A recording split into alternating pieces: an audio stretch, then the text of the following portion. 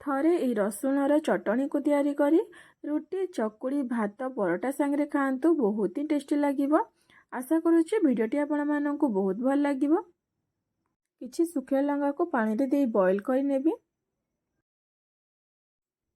କିଛି ରସୁଣର ଚୋପାକୁ ଛଡ଼େଇ ତାକୁ ଦରଦର କରି ଛେଚିବେ। ରସୁଣକୁ ପୁରା ଗୁଣ୍ଡ କରିବେନି, ଦରଦର କରି ଛେଚିବେ। ରସୁଣ ଛେଚି ହେଲା ପରେ ବଏଲ୍ କରିକି ରଖିଥିବା ଶୁଖିଲା ଲଙ୍କାକୁ ଦେଇ ତାକୁ ବି ଛେଚି ନେବି।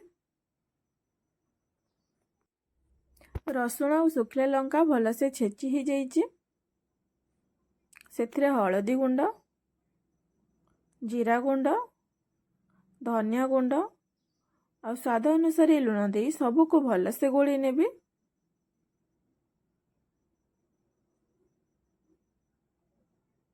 ପ୍ୟାନରେ ସୋରିଷ ତେଲ ଦେଇ ଗରମ ହେବାକୁ ରଖିଛି। ତେଲ ଗରମ ହେଲା ପରେ ଜିରାକୁ ଦେଇ ଫୁଟେଇ ନେବି। ଜିରା ଫୁଟିଗଲାଣି। ଛେଚିକି ରଖିଥିବା ରସୁଣ, ଶୁଖିଲା ଲଙ୍କାର ବଟାକୁ ଦେଇ 2 ରୁ 3 ମିନିଟ୍ ଭାଜି ନେବି। ଯଦି ଆପଣ ଚଟପଟା ଖାଇବା ପାଇଁ ପସନ୍ଦ କରନ୍ତି ତାହେଲେ ଫାଳେ ଲେମ୍ବୁ ଚିପୁଡ଼ି ଭାଜିବେ। 2 ରୁ 3 ମିନିଟ୍ ଭାଜିଲା ପରେ ରସୁଣ ଚଟଣି ପୁରାପୁରି ରେଡ଼ି ହେଇଯାଇଛି। ଭିଡ଼ିଓ ଭଲ ଲାଗିଲେ ଲାଇକ୍ ଆଉ ସବସ୍କ୍ରାଇବ୍ କରିଦେବେ। Thank you.